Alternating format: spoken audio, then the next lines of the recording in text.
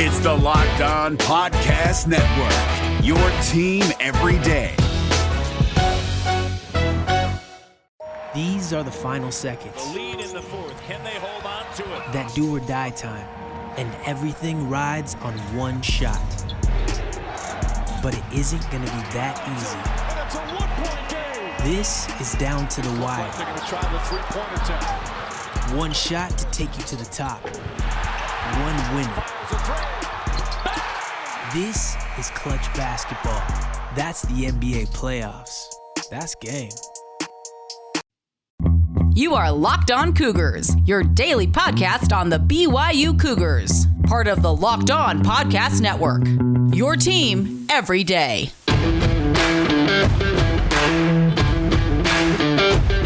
You are Locked On Cougars. Happy Thursday to you all. Plenty to get to ahead on this episode of the podcast. We're going to talk about name, image, and likeness. Today is the day the NCAA is supposed to allow student athletes to begin profiting off their name, image, and likeness. What does that mean for BYU? We'll dig into that. We'll also talk a little bit about what's going on with the BYU football program with regards to what's going on with the locker room, answering some questions that have been sent in via social media on a hashtag Twitter Thursday.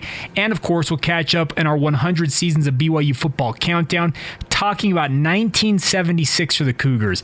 Gifford Nielsen's coming out party in one of the finest seasons to date in this countdown. We'll touch on all of that ahead on the show. It's all brought to you today in part by our good friends over the Locked On NFL Draft podcast. They do a great job with player breakdowns, how the upcoming class is looking, mock drafts, the whole gamut of whatever it is involving the NFL draft. Make sure you download it wherever you get your podcasts. All right, without further ado, let's dive in on a Thursday. This is the Locked On Cougars podcast for July 1st, 2021.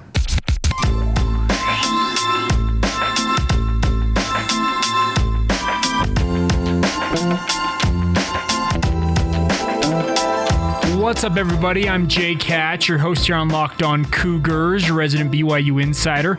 I work for the Zone Sports Network in Salt Lake City, Utah. Thank you again for taking some time to join us on your daily podcast focused on all things BYU. Plenty to get to ahead on today's podcast. It is, of course, a hashtag Twitter Thursday, answering your guys' questions you submitted via social media. We're going to talk a little bit about one big topic, though, today, and that is name, image, and likeness. Huge topic, obviously, as today is the first day that student athletes at colleges and universities around the country will be eligible to profit from their name, image, and likeness officially. Obviously, in the past, there have been situations where student athletes have signed autographs or benefited in some way, shape, or form from their name, image, and likeness, and were, of course, punished by the NCAA. Looking at you, Mr. Johnny Manziel, among others. But now it is going to be something that can happen. And I, for one, think this is going to be a net positive for the sport and for the college game. NCAA, the NCAA itself, they have absolutely screwed the pooch on this, frankly, folks, if I'm being honest about it. They drug their feet and they continue to whine and moan and appealed to national congressmen, both in the House of Representatives in Washington, D.C., as well as the United States Senate, asking for help on it. And it looks like name, image, and likeness law with regards to congressional approval, etc., is going to be months away at the very best. But it sounds like for now, name, image, and likeness is here, and it also will affect BYU athletes. There are a number of states around the country, I think more than half now, who have a name, image, and likeness law on the books. Everything I have been told in the lead up to today is that BYU, not BYU, but the state of Utah in general, which includes BYU, which would cover, does not have a law on the books, obviously, nor have I heard about a potential law being introduced in upcoming legislation to have name, image, and likeness on the state books in terms of laws here in Utah.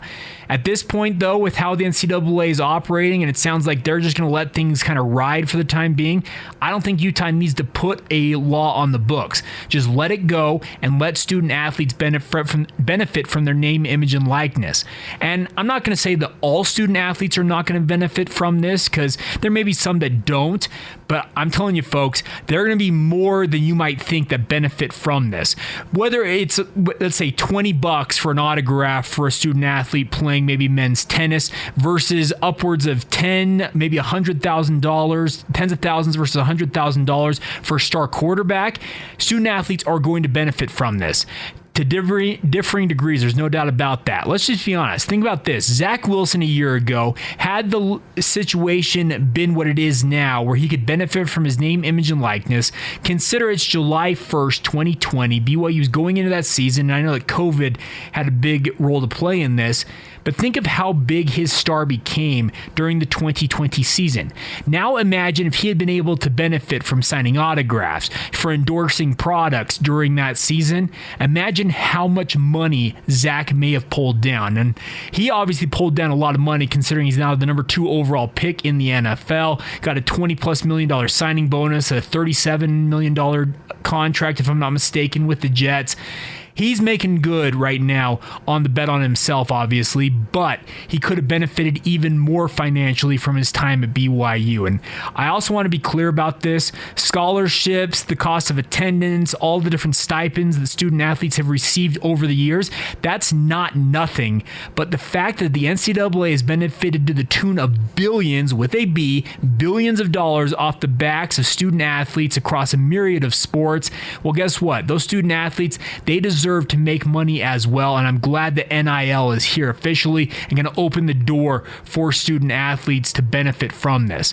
Like I said, it's not going to benefit every student athlete the same way. Let's be clear about that. You're not going to see backup offensive linemen getting $10,000 endorsement deals like you may see a star running back, quarterback, or wide receiver get. That's just simply how the market is going to go, and the market should always dictate what is going to happen. That's just my personal philosophy. I'm a believer in capitalism by and large, and I think that this is going to be something the market will bear what it's going to bear with regards to these student athletes, and there's no reason to think that they should not be able to benefit from their name, image, and likeness.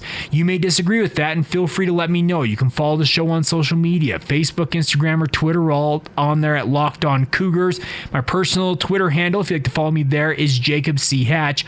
Or as always, you can email the show anytime, lockedonbyu@gmail.com. But my overarching thought on the name, image, and likeness era being here officially as of today, July 1st, is that it's going to be a net positive for all student athletes. Could I be wrong about that? Absolutely, but I'm betting big money that I'm going to be right in the long run with regards to what's going on with these student athletes. They're going to benefit from this. I'm telling you, let's say Jaron Hall wins the starting quarterback job at BYU this year, there's going to be a number of companies lining up to have potential deals in place with him immediately after he becomes officially the starting quarterback at BYU, and those deals may be signed as early as today, saying, okay, if you win the job, we want to do this with you. I'll tell you what, I'm currently considering myself, with regards to Locked On Cougars, if I can sponsor some student athletes at BYU and have them promote this podcast. I would love nothing more than to have student athletes be able to benefit from helping me out by promoting this podcast. It's something to consider if you're a business owner. I honestly think you should look into this, because student athletes, especially at BYU, with the reach that BYU has, both internationally as well as here domestically in the United States of America, I think it'd be foolhardy not to consider what you can do as a business owner, a marketing manager, whatever your role might be, to benefit from this new name, image, and likeness era. BYU's done a good job with the Built for Life campaign, or the Built for Life program they have built up. They announced that on BYU's Football Media Day. I think they're doing things the right way here. And like I said, I'm going to be looking into this to see if I can have student athletes at BYU maybe help me out, cross-promote this podcast on their social media feeds, but at the same time benefiting from it financially. I think it's a win-win for all parties. That's my personal opinion, and we'll see what shakes out. But today is the day, folks. Name, image, and likeness is here. And I got one other note on this. I hope it means that the return of EA Sports NCAA football, EA Sports college football, they're not calling it NCAA football anymore, EA Sports college football. I hope that the timeline of this being out by 2023 is still intact, because I want nothing more than to be able to download or play that game to my heart's content. And I've been playing NCAA 14 for years now since they ended the franchise. I cannot wait to have it back in my life. And I think this era, the name, image, and likeness era, is going to open doors and avenues to having that be a bigger part of the sport going forward, as it should have been the entire time. But I also understand the student athletes need to benefit along the way. All right, coming up here in just a minute, though, we'll look back on 1976 in BYU football history. Our 100 seasons of BYU football countdown continues. But first, let's talk a little bit about our good friends at Bet Online. They are the fastest and the easiest way to bet on all of your sports action, guys, no matter what your interests might be. NBA playoffs, you're a Stanley Cup junkie with regards to the NHL playoffs, you like baseball, UFC, MMA, golf, no matter what your interest may be, even cricket, for crying out loud. They've got it all for you. I'm sure they got esports if that's more your jam. You can check them all out at betonline.ag. And by the way, you can sign up for free at betonline.ag using your mobile device. You can use your desktop computer. It's really simple to do to sign up now and take advantage of all the different promotions they always have going on. They have a unique promotion for us here on Locked On Cougars, and that is a one-time, or if I guess not a one, okay, one-time sure, but it's a welcome bonus. What that is you make your first deposit at betonline.ag, get there, use the promo code Locked On when you make that deposit, and 50% of whatever you deposit is added into your account as free money to bet with. Yes, free money to bet with, all courtesy of BetOnline, as they are your online sportsbook experts. This episode is brought to you by ESPN Plus. Dustin Poirier and Conor the Notorious McGregor will settle the score at UFC 264 on Saturday, July 10th, exclusively on ESPN Plus. After Conor McGregor defeated Poirier in 2014, Poirier evened the score in January, setting up the most highly anticipated rubber match in UFC history. UFC 264 is exclusively available to ESPN Plus subscribers for $69.99. Or sign up now to get UFC 264 and an ESPN Plus annual plan for $89.98. Visit espnplus.com/Spotify. All right, folks, time to continue on now with our 100 seasons of BYU football countdown. We're looking back today on 1976. As we talked about on yesterday's podcast, if you didn't happen to hear it, we talked about a 5-6 year, Gifford Nilsson's first year as a starting quarterback for BYU, and very much a learning period for the BYU football program, especially having to replace Gary Scheide, who had really become a star for BYU in 1974. But Giff Nilsson steps in and had a bumpy season in 1975, but 1976 was truly the coming out party, or just really the big year for Gifford Nilsson as BYU's quarterback, and it obviously went hand in hand with BYU's success on the field in 1976. Let's talk about the schedule here for a moment, then we'll talk more about individual players. They started the year on the road in Manhattan, Kansas, taking on Kansas State, and were beaten 13-3, so the offense didn't get going right out of the gate, but they came home and got rolling pretty quickly, though. September 18th, Colorado State came to Cougar Stadium in Provo. BYU won that game 42-18. Followed that up a week later with a game in Tucson against the Arizona Wildcats. Won that one 23-16, and then put together a third straight win in Jack Murphy Stadium in San Diego, taking on San Diego State, winning that game to the big score of 8-0.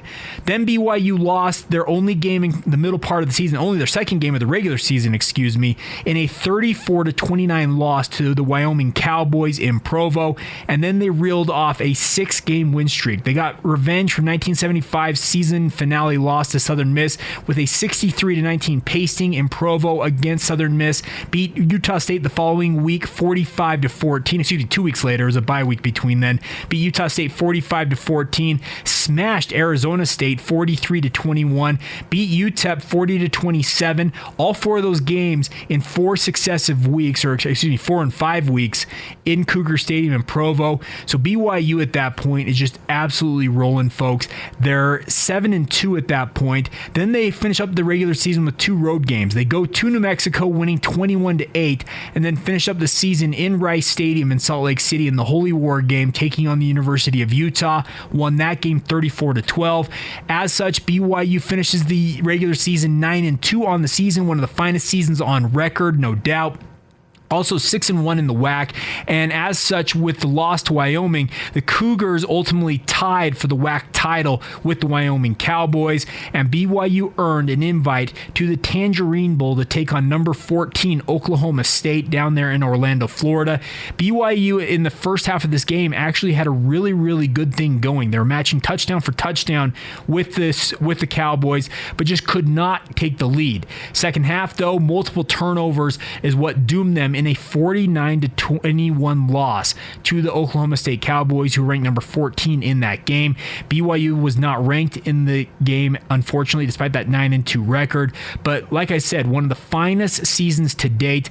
Doug Scoville actually made his debut as BYU's offensive coordinator in 1976, and it makes a lot of sense that they had a very big offensive explosion with him at the helm. Gifford Nielsen, as we mentioned, had a really big year, 207 completions against 372 attempts.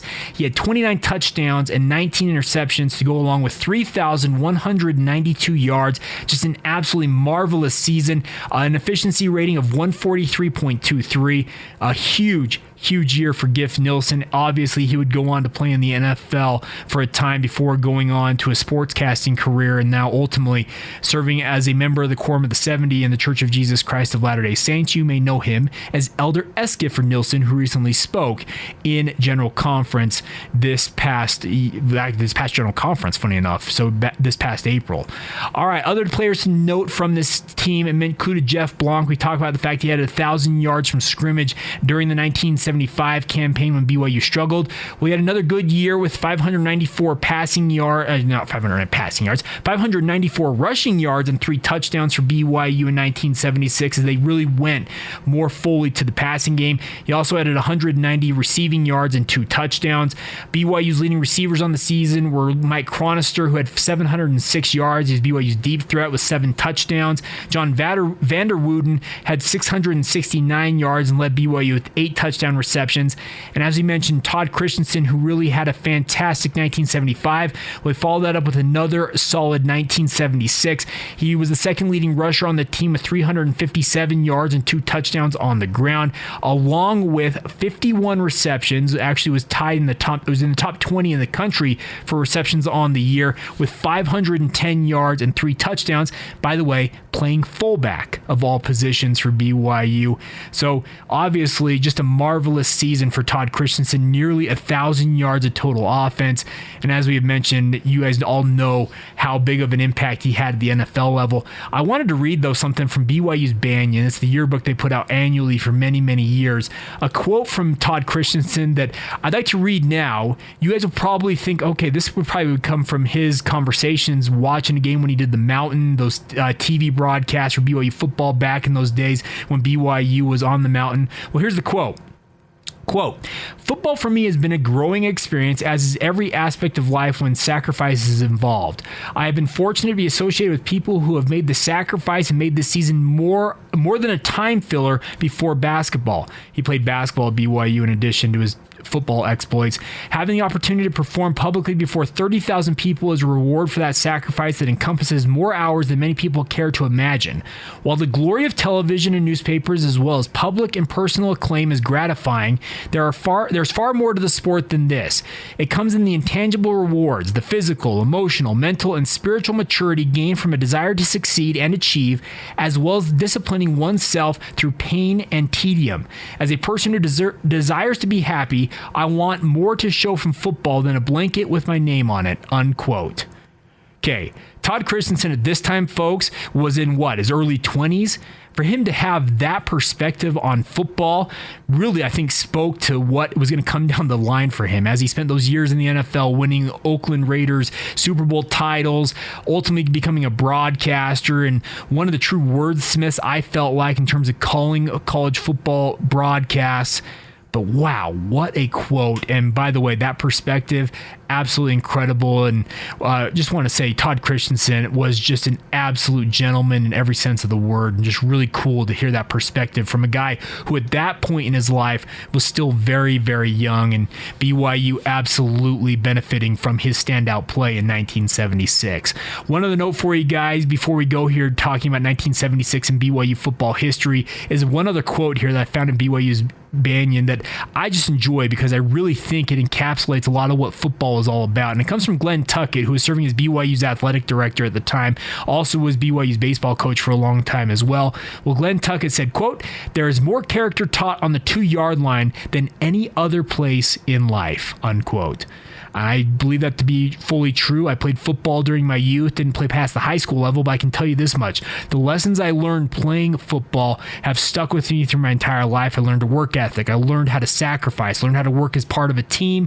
It was just an absolutely phenomenal experience, and I think that encapsulates a lot there. There's more character taught on the 2-yard line because of the pressure and what's on the line there at the 2-yard line. It teaches a lot about what's going on in everyday life. So there you go, the 1976 team, losers of the Tangerine Bowl, but no doubt one of the better teams, especially in the early tenure of Lavelle Edwards. And 1976 really is kind of the kickoff to was one of the finest, decade maybe runs in college football history that Lavelle Edwards would enjoy at the helm of the BYU football program. We'll continue to talk about 1977 on throughout the entire countdown until we have BYU football and the 2021 season with us here on September 4th.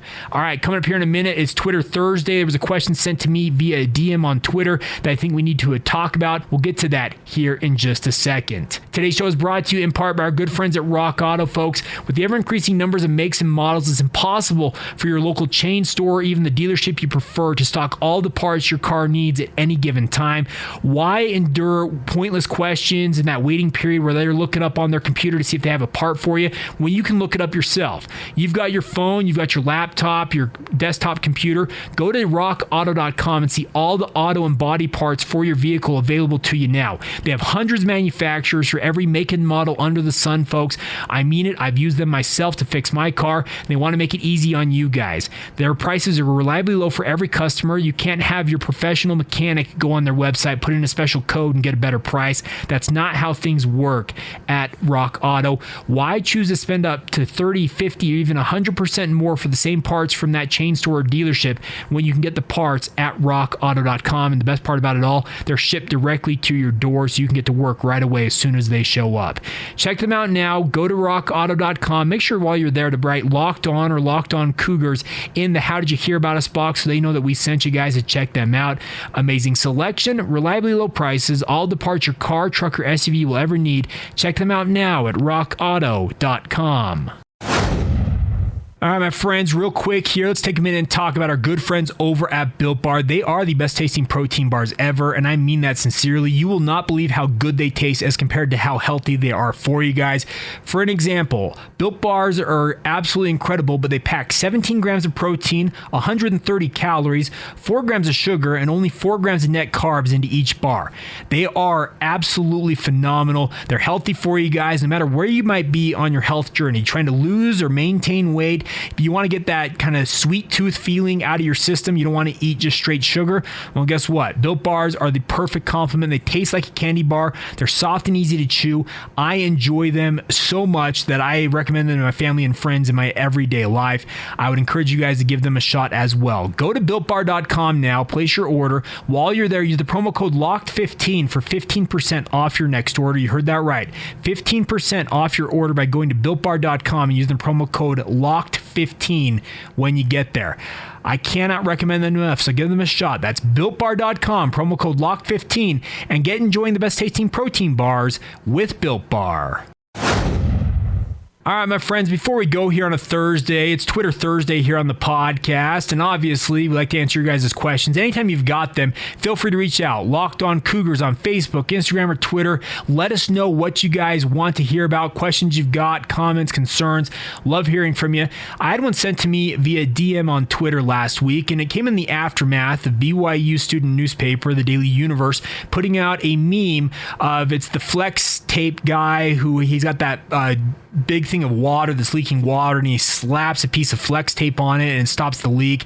Well, it had a meme saying with the water gushing, well, BYU begging for money in regards to the COVID-19 pandemic. And they may not be quoting this exactly. Let's be clear about this. It's almost a week removed from this charade. But then also below it had the flex tape over it saying BYU building a new locker room, ostensibly with the money raised from the All In campaign, where they were asking for $20 million to cover up their shortfall. Well, I can tell you this much. Whoever decided from the Daily Universe to put that up, it was a foolhardy errand to do it. They thought they were being clever, going out there and making sure that they had their voice heard on their dissatisfaction with BYU athletics, seemingly using money that they had begged for to build a brand new locker room to benefit the BYU football program. Okay. A DM was sent to me, and the person asked to remain anonymous, so I'm going to respect their wishes on that. But the question was asked, Jake, should there be concern from BYU fans with regards to BYU's spending in relation to coming out of the COVID-19 pandemic and their shortfall, the $20 million shortfall that Tom Homo put out there on social media, and they were asking for donations? All right, let me be clear about this. This is my personal opinion. I'm not reporting anything. I'm not speaking for anybody else other than Jay Catch, me, myself, and I. The simple fact of the matter is that BYU for many, many years has not been investing in the programs, especially football, like they should have been. Have they benefited from stellar runs with doing more with less, with regards to other sports? Absolutely. And it's something that BYU has taken a sick satisfaction in at times, saying that we do more with less. You know what?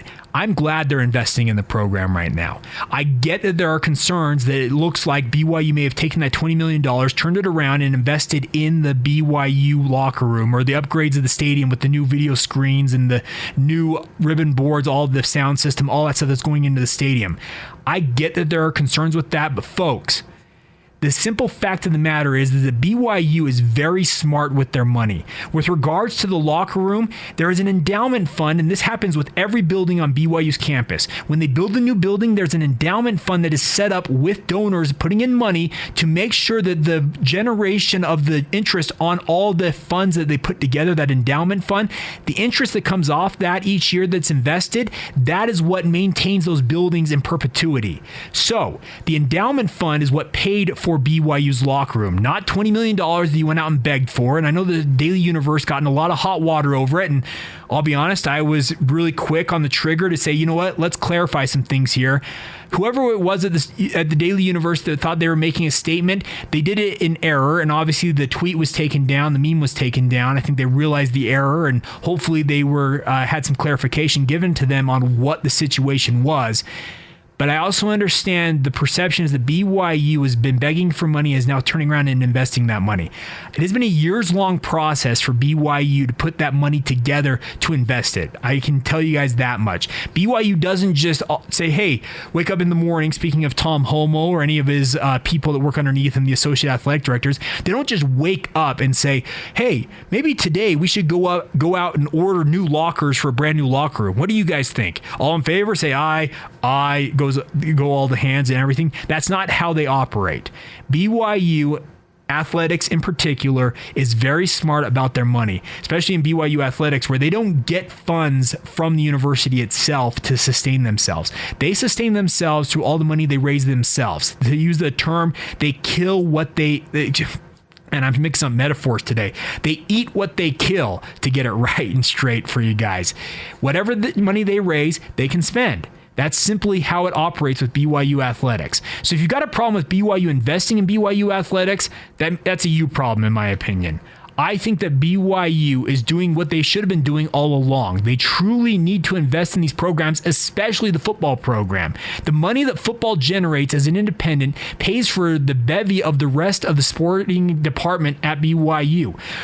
Basketball, men's basketball in particular, yeah, it probably pays for itself, as well as giving a little surplus to the rest of the athletic department. But by and large, everything else that BYU does with athletics comes off the backs of the football program and the money that they generate every single year. So yes, do I have a problem with BYU investing in football? Not at all. They need to invest as heavily as they possibly can manage, because it only helps the BYU brand, the BYU image, and it helps the athletic department as a whole when BYU football has success on the field. It's cute to go out there and make a statement saying, well, we need to make sure that we're not spending. Okay, you know what? You made a statement, Daily Universe, but the simple fact of the matter is that BYU needs to have football have success to make sure that the rest of the athletic department hums along just fine. They do great with what the money that they have, but they can always invest more, and that's my personal take on the matter. So big thank you for that question. As I said, I wasn't going to out the person as they asked for anonymity with regards to that question. If you guys want to ask your questions, feel free to do so. Like I mentioned, Facebook, Instagram, or Twitter. Follow us on social media at Locked On Cougars. My personal Twitter feed is Jacob C. Hatch. Love hearing from you guys and interacting with you. And as always, email us anytime as well. LockedOnBYU@gmail.com is the email address. All right, that's going to do it for this Thursday edition of the show. Hope you guys are all doing great. Hope BYU student athletes start making money and get on it right away. I would encourage them, if they're listening, take advantage of the opportunity given to you now. And of course, we will catch up with you guys again tomorrow. Hope you guys are having a great day whenever you hear this. Reminder for you guys before we go, though, make sure you check out the Locked On Today podcast to get you caught up on everything else going on in the sports world at large. All the major sports covered, all the major storylines. They do it in 20 minutes or less. Download Locked On Today wherever you get your podcasts. All right, this has been the Locked On Cougars podcast for July 1st, 2021, and we will talk to you guys tomorrow.